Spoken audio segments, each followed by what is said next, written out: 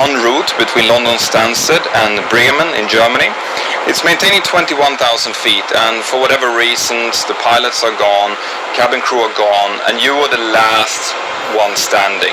Kind of like in the horrible scenario with the Helios aircraft, where the pressurization panel was incorrectly set and it rendered everyone on board except one person incapacitated. So the very first step that you will need to take is you will need to sit down in the cockpit and take a deep breath. Okay, it's very, very important that you don't panic at this stage. So enter the cockpit, sit down in the first officer seat, I would suggest, and just look around you. Okay, everything is calm, there's no alarms bleeping or anything like that. It's just flying the last kind of instruction that the pilots gave the aircraft before they disappeared. So now, the absolute first thing that you need to do after you've been sitting down is you need to find a headset. Okay, because you need to initiate some kind of contact with air traffic control, because I want to really emphasize this, that without contact with air traffic control and without them finding someone that can help to guide you down, this is going to be impossible. So the headset will look like this. You put it over your ears and you speak into this piece here. Put it like that. At the moment, when you put that on, you're going to hear a lot of different chatter from other radio stations. You won't understand what that means. It doesn't matter. The next step that you need to do is you need to talk to air traffic control on the designated emergency frequency. Now, most airlines would have set up their radio frequencies to have the emergency frequency on standby on their second radio box. So the first thing I want you to do is look down on the center pedestal. At the top right corner, there's going to be a box with numbers in it. Now, there is a big knob and a small knob that you can move around. And what I want you to do is I want you to set 121.5. The frequency is 121.5. In between the windows on the radio box, there is a little arrow switch. If you push that after you've set the value, that is going to make 121.5 the frequency to use. There we go. Now, this means that box number 2, radio number 2 is now set up for communication, but you still can't communicate unless you have set up the audio control panel. So if you go 2 steps down, there's a big kind of panel with loads of buttons with arrows on it. So what I want you to do is I want you to press the second one from the left, VHF 2 it's called. You press that and put the arrow below it up to the mid position, up to the 12 o'clock position. This means that you now have the volume set correctly and you're now transmitting on the correct radio box. Okay? Now, if you go straight down from that arrow, there is a switch to the far left of the control that says RT or EC. RT stands for radio transmission and IC stands for intercom. What you want to do is you want to toggle that switch to the RT position, to the radio transmit. Now, when you do this, you are going to transmit on the emergency frequency. So, the emergency frequency will reach all of the different stations, the tower frequencies, the controller frequencies, and everything. So, you obviously don't know what your call sign is, so what I want you to do is you press it up and you tell them, Mayday, Mayday, Mayday. Say the name of the airline that you're flying for and say where you're coming from and where you're going to, and that you're a passenger trying to fly the aircraft. So, Mayday, Mayday, Mayday. My name is Peter. I'm a passenger on board Mentor 360 Airlines and I'm flying from Stansted to Bremen. I'm a passenger and I don't know what to do. Something like that. That will immediately go out to air traffic control and they will now, try to contact you by your name and tell you a little bit what to do. So that's step number 1. Sit down and establish radio communication. To the left of this box, there is another radio box with 4 numerical numbers in it. You can say anything. It should have a little button in between that says ATC. Now, there are two knobs on each side of the ATC button. If you move them, the numerical numbers will change. This is the transponder. And what you want to do is you want to squawk, so you want to change the numbers in there to 7700. Now your radio echo for air traffic control will be seen as an emergency frequency, an emergency flight, and it will be easier for them to find you. So step number 2 is we need to now get control of what the aircraft is doing.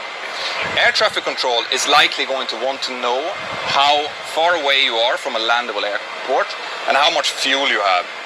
So what of all of these screens, on the middle screen in the bottom right corner, there are either a set of fuel indicators or, like in this case, a total fuel announced. So tell air traffic control when you see them that it's Petter again, we have 4.5 tons of fuel on board. Because that will give air traffic control an idea of how much time you have. This up here is the panel that controls the autopilot of the aircraft. You are going to want to get the aircraft down in order to be able to start an approach.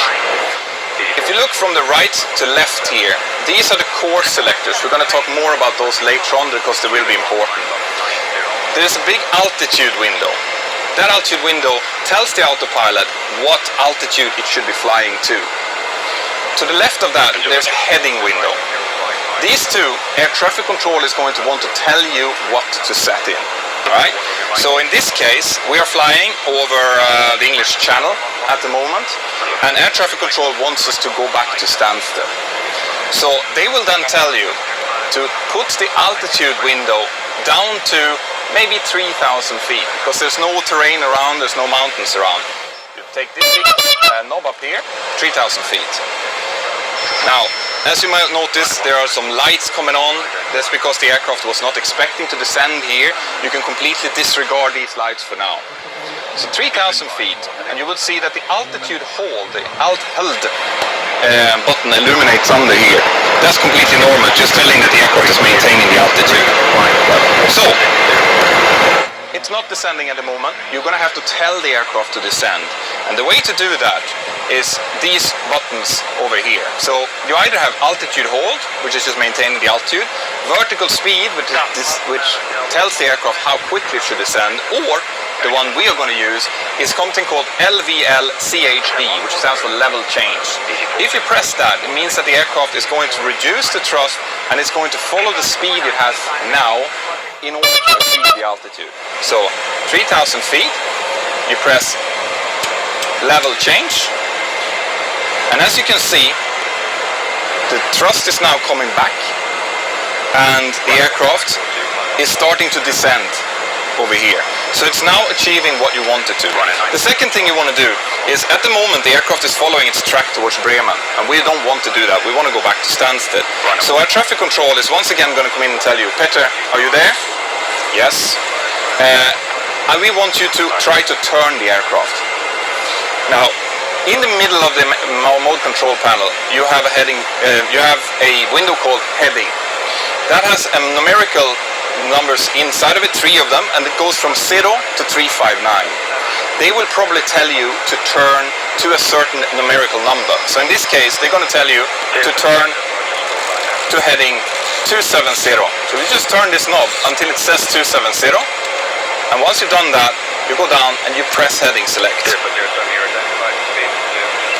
So as you notice now, the aircraft is starting to turn. Okay.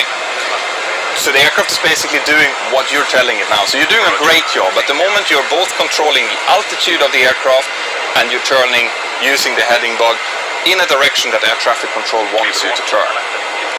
Mag-Air brand Atom Plus. Ang matibay na, mas pinatibay pa. Now with more iron and zinc.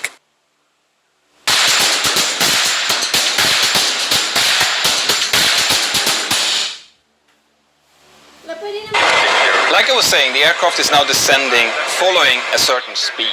It's the speed that we've told it to. Now that speed, at the moment, you can see in this window here, it says IAS Mach. So it's either an indicated airspeed or a Mach number. So if you've taken over the aircraft at a high altitude, this might show a decimal figure instead. So it's showing you a Mach number. In that case, you just press change over, CO here, and it will show you an numerical number like this. Because what we want to do is we want to fly an indicated airspeed, because it's going to be easier later on when we have to start configuring the aircraft for landing. So air traffic control will now come in and tell you that you need to turn a little bit more to the left, and it will tell you a new numerical figure, so 260 in this case. So you just turn that, and the aircraft is doing exactly what you tell it to. Now, you have a little bit of time here, so I would suggest that while we're en route now, descending down towards our destination and on the heading we want, you start to prepare yourself. So you're sitting in the seat. There will be a little H lever, a lever on the left-hand side which says H on it for hotel. If you pull that up, you'll be able to move your seat like this. Put it in a position where you can sit comfortably and you can put both feet on the rudder pedals. Okay? So there will be rudder pedals here underneath. If you can't move them, there's a little crank between that can move the pedals in and out. You can use that in order to put a good position. But just put it like that, because the reason for that is that once we get down on the ground, the way that you keep the aircraft on the center line, on the runway, is going to be with your rudders. So you're steering it like you do with, you know, one of those old like model cars that you used to drive when you were small. You're just using your feet to keep the center line, okay? So keep it like that. Just make sure that you're sitting correctly. Put your seat belt on.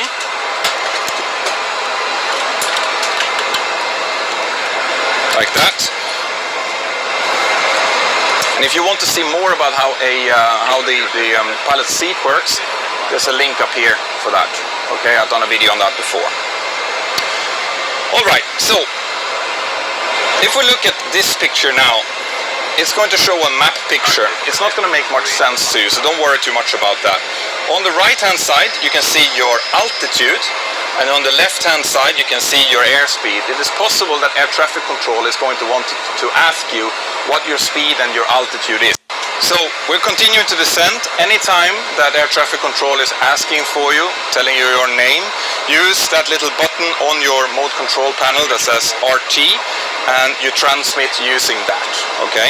There is a way to transmit using a button on your yoke, but I don't want you to touch the yoke unless you absolutely have to, because there are risks associated with that, including disconnecting the autopilot. So use the RT switch when you want to talk to them. Now, on our way in towards Stansted now, air traffic control is going to help you to set up the aircraft radios in order to do an auto land. So they are going to tell you that you need to set a couple of different frequencies up, and that you need to set 2 courses up. Those are the main things. So if we start with the frequencies, if you go down to the center pedal again, below the radio box that you were setting, there's another box with 2 windows in it. That's your radio 2, and there's an identical one on the left hand side as well. In this case, air traffic control will going to tell you to put 110.5 on both of these radio boxes, 110.5, and push the arrow button in between that says TFR, so that's for transfer. Push that so you see 110.5 in the left hand window of both of these. Okay? This means that the ILS frequency, the auto-land frequency we're going to use, is now active. The next step is we need to tell the autopilot what the course towards the runway is, and those are these 2. So they are corresponding with the 2 radio boxes. So in this case, it's actually preset because they departed from that runway. So they wanted to set 223 in course 2 and 223 in course 1. That way, we know that the aircraft is now set up for the correct frequency and the correct inbound course for the ILS. So now we're down to 3,000 feet. The problem here is that we are way too fast. If air traffic control asks you what speed you're keeping 286 knots here, and that's not the speed that we can use for landing. That's the aircraft telling us that we're 2,500 feet above the ground, which is normal because we're 3,000 feet indicated.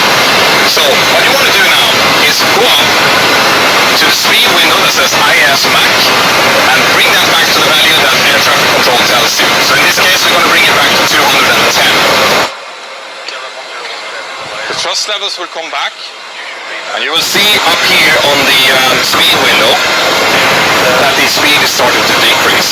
Because what we need to do now is we need to start configuring the aircraft to be able to land. Alright? So right now you're doing great. If you're at this position, you're down at the altitude, you're pointing the right way, the aircraft is set up for the auto land.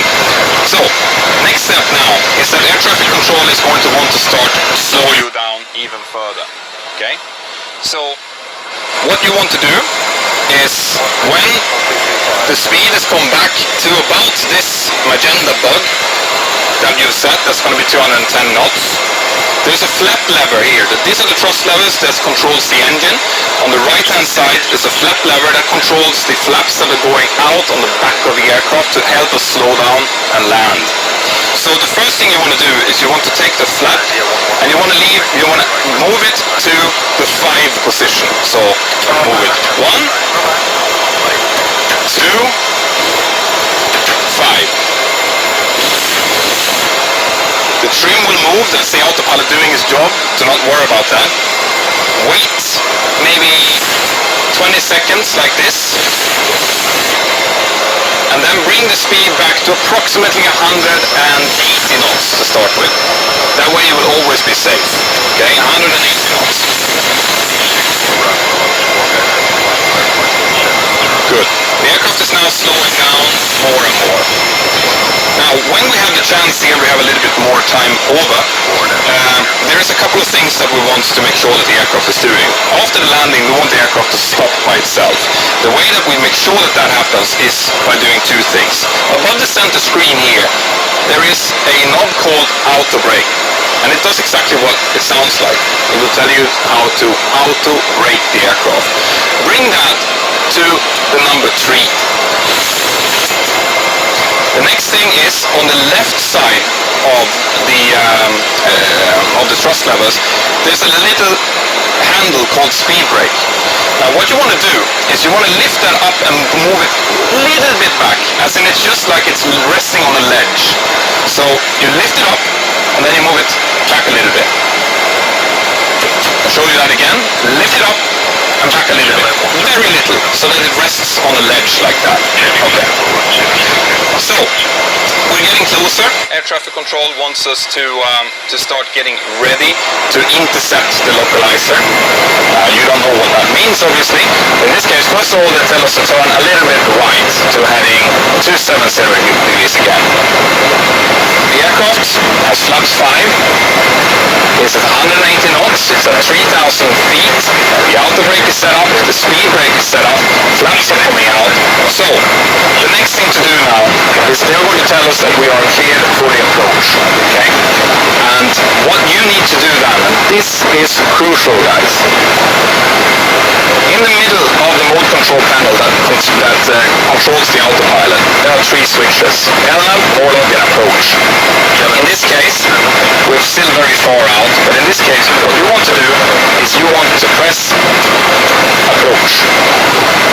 Anytime you press a button here and it illuminates green here, it means that it's a mode that has engaged and can be disengaged. Okay, so in this case, when you see approach green, then, and this is very important, guys, you need to go up, and on this panel up here, there are 4 switches called CMD, CMD, CDS, CDS. One of them is already illuminated. That's indicating the autopilot that's currently flying the aircraft.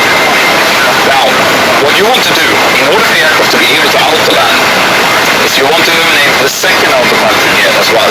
Do not press the one that's already green, because if you do, that disengages the autopilot and the aircraft is now flying manually.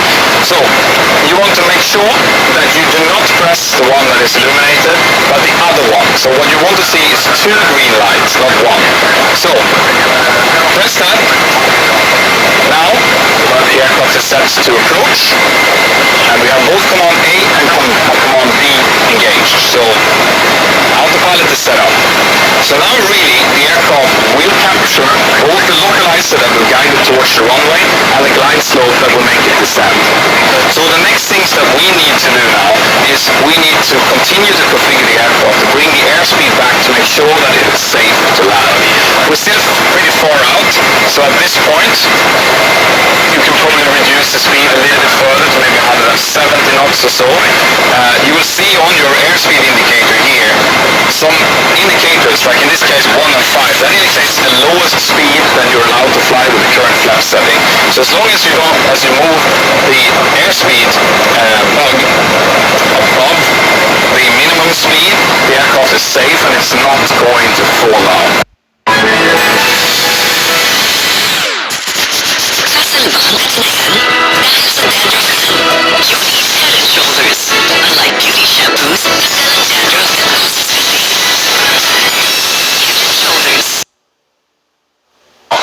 Okay?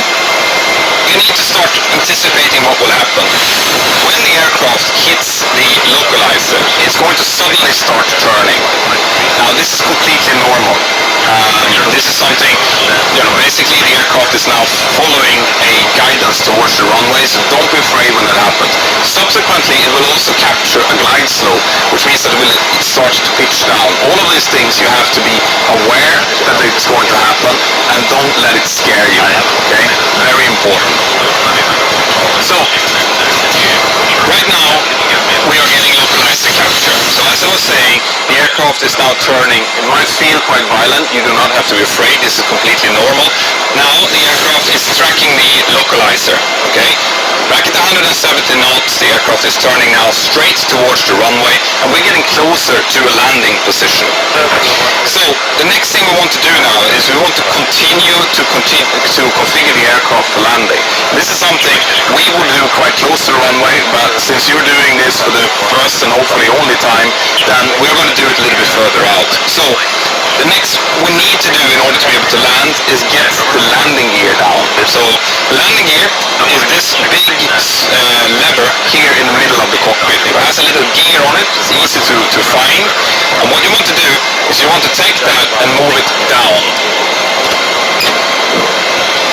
You're going to feel how the gear comes on. You're going to hear that there's a large rumbling noise coming. That's from the air rushing past the gear. And after a while, 3 green lights is going to appear. That means that the gear is down and locked.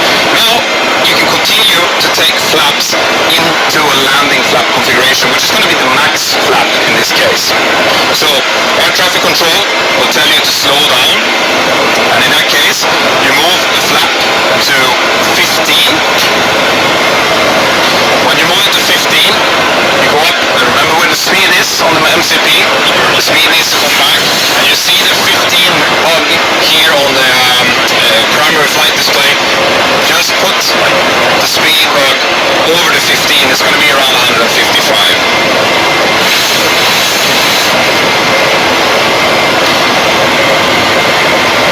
Next thing is to take the flaps into the landing flap position. So flaps all the way down to 40 and bring the speed back to something like 145. The reason that you don't know exactly what speed to set is because you have not set anything up in the computer, the aircraft computer. It is not needed, okay? That is needed when we do this, when we fly commercially. However, in the situation you're in now, the aircraft is going to do a fine job even without the FMC, the computer, being set up. So the situation you're in right now is that the autopilot is flying, two autopilots is controlling the aircraft. The gear is down, the flaps are 40, the speed is back, the auto brake is set for landing, the speed brake is armed, everything is set, okay? Remember to continue to talk to air traffic control.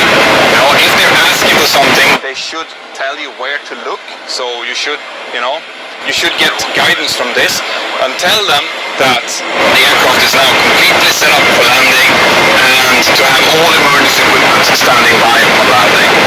So we're now 10 nautical miles away from the landing runway. There's a little figure up here that is counting down. That's the DME, and you can just start to see the runway out through the window. So at this point, everything is set perfectly. We're just waiting for the aircraft to be established on the glide slope now. And once again, I want emphasize that after landing, the aircraft will not be able to control itself on the runway. So you need to use your rudder pedals to just make sure that you stay on the asphalt. Doesn't matter how nice it looks, but be careful not to do too big corrections because it's quite sensitive. So nice small corrections, kind of squeezing the rudder pedals in the direction you want to go. Try not to overcorrect. And there is brakes on the top of the toes. Don't press them. Okay? Because you've told the aircraft to brake by itself, so if you press those pedals, it's going to disengage the auto brake, and the aircraft will not brake by itself. You're going to have to brake yourself. So just use the lower part of the pedals, move them in a way that keeps the aircraft going down. Right. So as you notice now, the nose is pitching down. That's because the aircraft has just captured the glide slope. So now it is flying down towards the runway, tracking the center line, tracking the glide slope, the speed is correct, everything is set perfectly now. So in essence, at this point, you only need to sit and wait for the aircraft to do the job. So let's see what happens.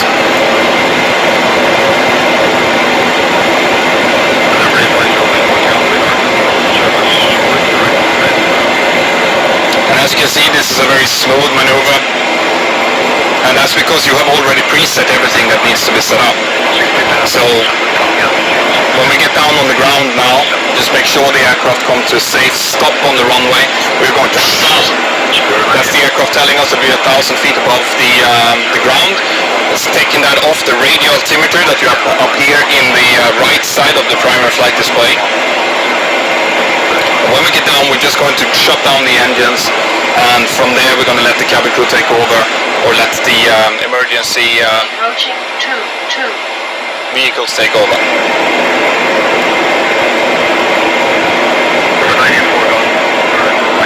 So as we're getting closer now, put your feet on the rudder pedals. That's the aircraft trimming back in order to enable the flare and also to enable a door. Obviously we will not go around from this. We have to get this aircraft down on the ground.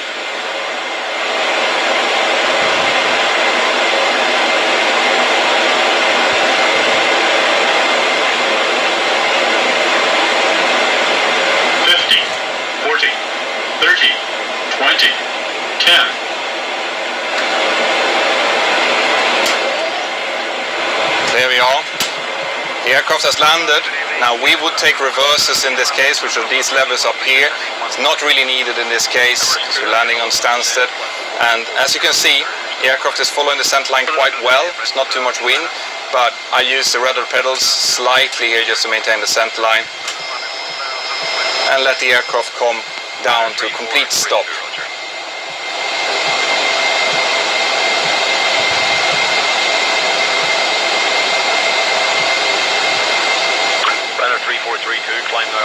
And there we are. The aircraft has stopped. The aircraft is in one piece. You've managed to get the aircraft down on the ground. What we want to do now is we want to make sure that emergency personnel can come and help us out. So what you want to do next is just kill the engines, and you do that with these two buttons up here. That takes away the fuel from the engines. So when you do that, the aircraft is going to go dark. So it's going to be quite dark in the cabin as well. You're going to get some emergency lighting coming up. Don't be afraid, that's perfectly normal. But you're enabling the rescue equipment to come up. So that's what we'll do now.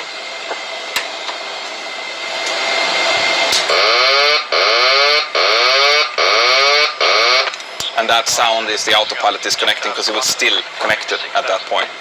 So right now, you've saved the aircraft. Aircraft is down on the ground. The engines are shut off. Emergency equipment can come on, help everyone that's on board, and you've made a fantastic job.